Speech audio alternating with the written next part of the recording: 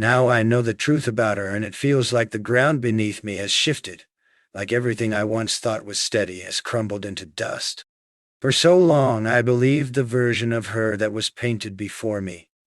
Gentle smiles, carefully chosen words, gestures that seemed harmless but hid layers I never thought to question.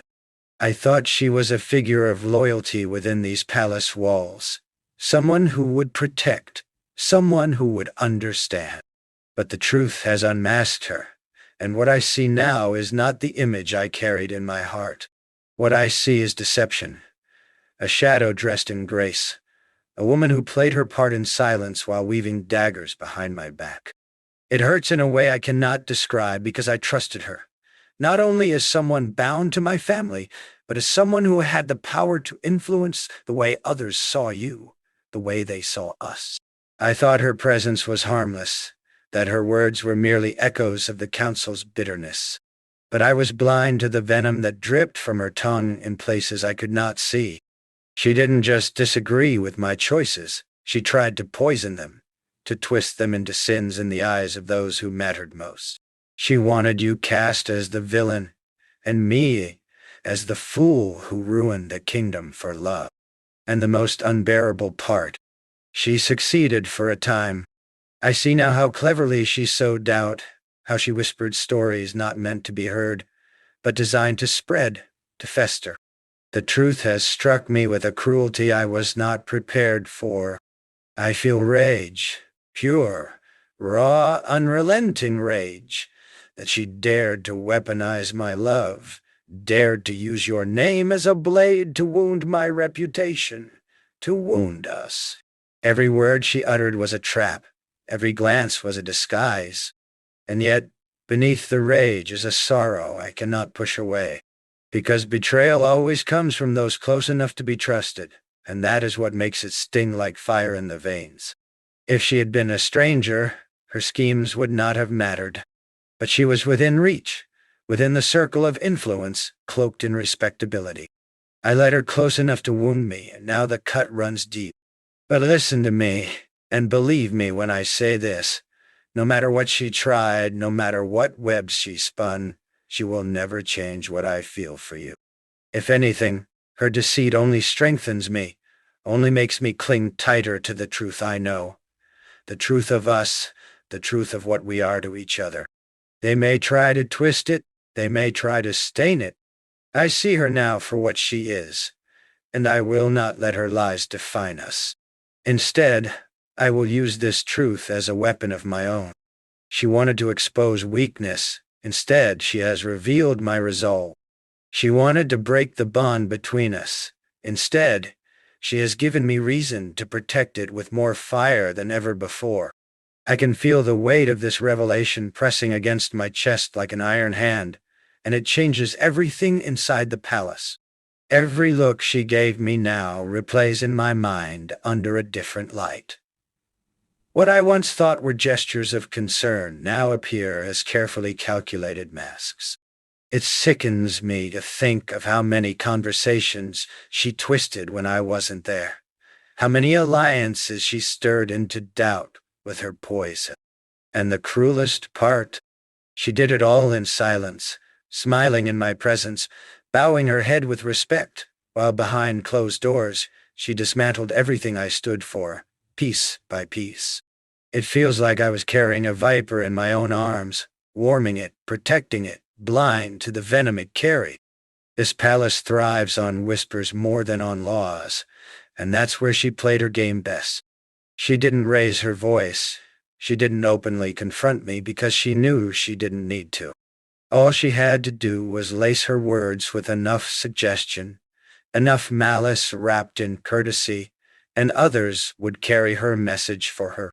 She planted seeds of doubt that grew into poisonous vines, tangling their way through the hearts of council members, through the halls where loyalty should have lived.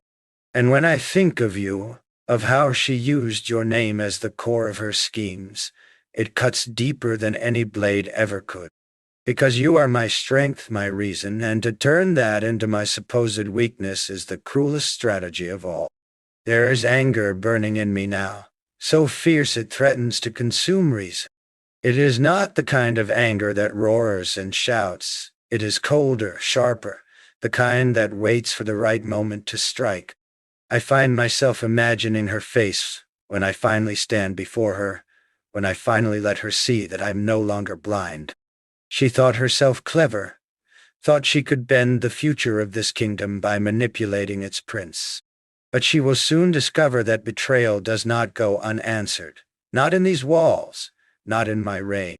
The truth has armed me with clarity, and clarity is more dangerous than any sword. And yet, beneath the rage and betrayal, there is still that ache, that haunting sorrow that comes only when someone you once trusted strips away the illusion. I ask myself, over and over, how many moments were lies? How many times did I mistake her intentions, believing her to be loyal when she was plotting the opposite? That sorrow lingers like a shadow, but it cannot control me. Because while she has chosen deceit, I have chosen truth, and the truth is you. No scheme, no whisper, no betrayal will pull me away from that. If anything, her treachery has only made me realize how much more I must fight, not just for us, but for the right to protect what we are against every enemy who dares stand in our way. Every corridor I walk through now feels different, as though the palace itself has turned against me. The pillars that once stood as symbols of power and tradition seem heavier, almost oppressive, as if they know the betrayal festering within these walls. I used to think this place was a fortress, that nothing could shake the bond of loyalty surrounding me. But now I see the truth. It is not stone and marble that hold the palace together. It is trust, and that trust has been shattered. Every step echoes with suspicion. Every hushed voice feels like another scheme being woven. And at the center of it all stands the one person I never thought I would have to question. Her shadow falling over everything I hold dear. The court, of course, thrives on such poison. They do not need proof. They feast on suggestions, half-truths, and carefully designed illusions. She knew this well. She knew that one look of disapproval, one sigh spoken in the right ear, could weigh heavier than 1,000 loyal vows. That is how she worked her way into their minds, how she tilted the balance of power without raising a single weapon. And the worst of it all is that she dragged your name into the dirt to do it. She twisted your presence into a threat, your love into a liability.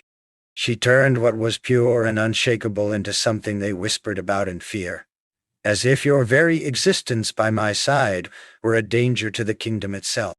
But what they cannot understand, what she cannot comprehend, is that my heart does not bend to the politics of this palace.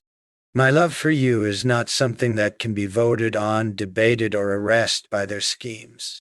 They may believe they are protecting the crown by poisoning me against you, but what they are truly doing is exposing their blindness.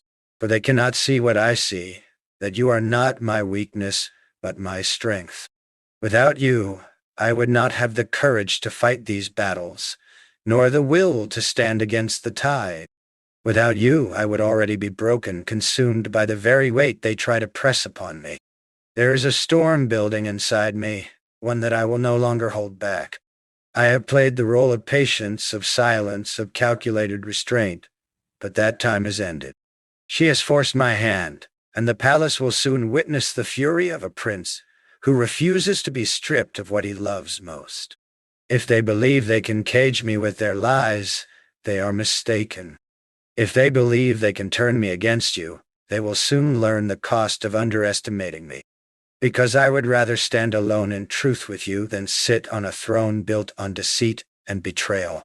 And when the moment comes, when her mask is ripped away and the truth is laid bare before them all, I will make sure every voice that doubted us trembles at the sight of what loyalty and love truly look like. The nights have become the hardest to endure. When silence settles over the palace and the courtyards grow still, my mind refuses to rest. Every whisper I heard during the day, every guarded glance exchanged in my presence, returns to haunt me in the darkness. It feels as though the walls themselves are listening, as though they are eager to carry fragments of my private torment to those who would use it against. Sleep eludes me, because how can I surrender to dreams when the very foundation of my life is being shaken? I lie awake, imagining what new venom will be spread tomorrow, what fresh betrayal will crawl out from the shadows of these gilded halls. I am not naive. I know a crown has always been both a prize and a curse. Yet I did not expect the people closest to me, those who shared my blood and my name, to wield treachery so sharply. Their eyes shine with loyalty in public, but behind that facade, I sense their calculations, their eagerness to dismantle what I am building. The cruelest part is that they speak of protecting tradition, of safeguarding the kingdom, when in truth, it is only power they crave. They dress their envy in noble words, disguising ambition as duty.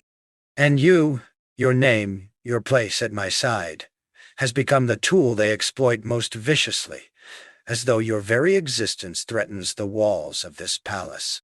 What they cannot grasp is that my choice is not theirs to question. I am not a child who can be herded toward their desires, nor am I a pawn in their endless games of control. They believe they can bend me by using fear, fear of scandal, fear of dishonor, fear of losing their approval. But I no longer care for their approval. Their schemes may fill the palace with noise, but none of it reaches the truth I hold within me. My heart is no longer swayed by their voices. It beats with a rhythm that belongs only to you. If they call that weakness, let them. If they call it folly, so be it. Because what they call weakness is the only thing that has given me the strength to endure their betrayal. I see now that this battle is no longer about love alone. It has become a fight for the soul of this kingdom, for the right to choose a life that is not dictated by poisoned tongues or hollow traditions. If I bow to them, if I allow their deceit to succeed, then I will lose more than you.